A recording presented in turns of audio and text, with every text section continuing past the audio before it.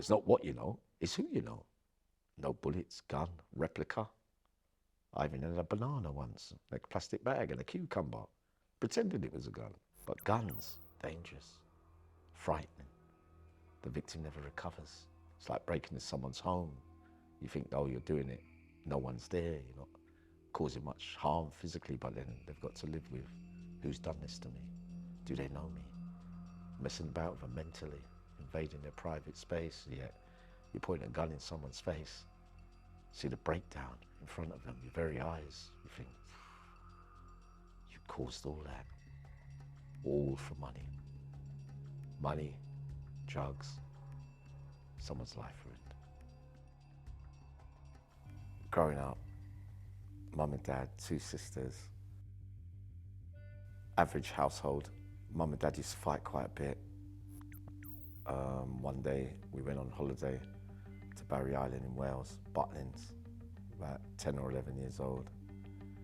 And they were arguing there and left before we came back. We was with our godfather, me and my sisters.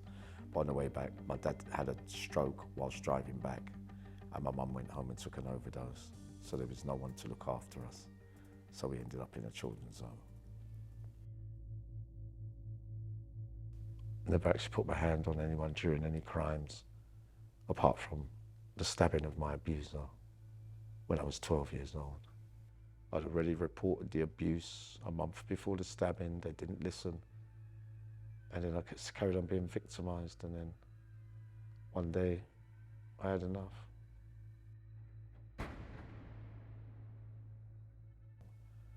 Each sentence got longer and longer and went on to more serious violent crime, but first coke, crack, and then in prison smoking heroin, and finally culminating out here in the 3 years of trying all different things, and even alcohol, and nothing seems to work in the changing of characters it does for me and engendering chaotic behaviour. When I came out in the 80s, I got into the cocaine thing that fitted the lifestyle of stealing and burgling, sadly, thinking that it wouldn't really be harmful to be stealing off rich people, committing crime, habitual crime every single day for short periods while I was out. No, there was a few times when I pulled out the gun and someone looked scared, so I'm aware it's frightening. Seeing a lady break down and cry, and a man frightened to death, falling on the floor, looking at me, fainting. In times when I run out. So the significance of what's going on during the moment only becomes apparent when I'm faced with a victim breaking down. Burgle, rob, desperate, can't get it, well, I'm not going without.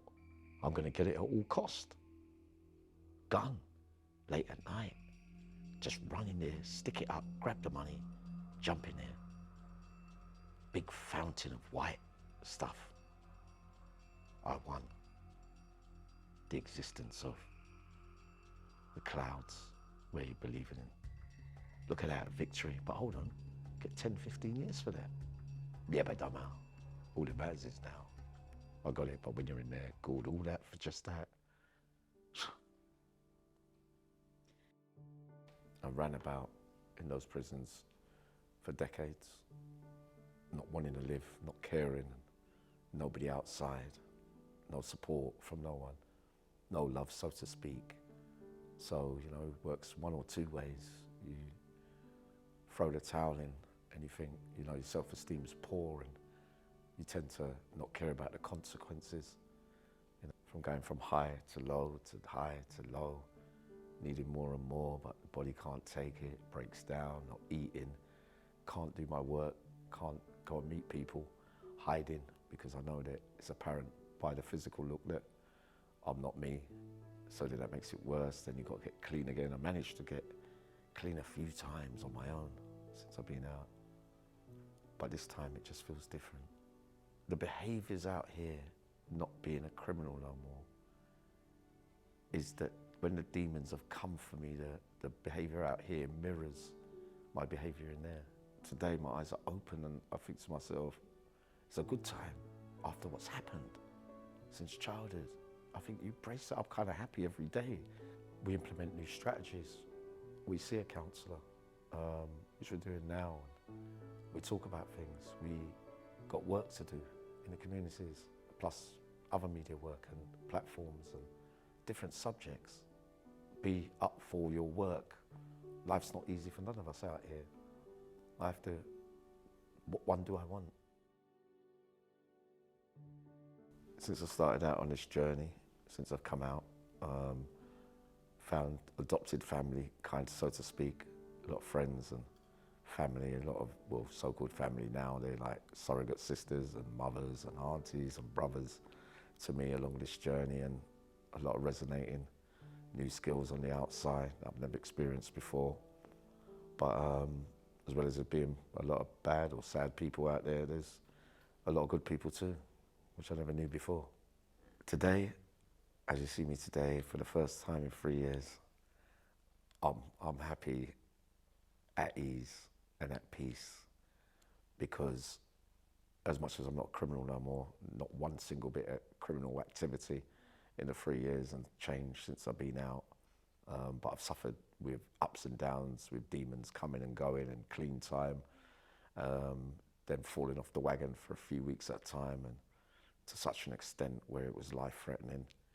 And one day I just woke up and I started to see things differently, and it's just in recent times, and the importance of the journey, my journey, sharing my experiences with people on my YouTube channel and other platforms, mainstream TV, a lot of work to be done.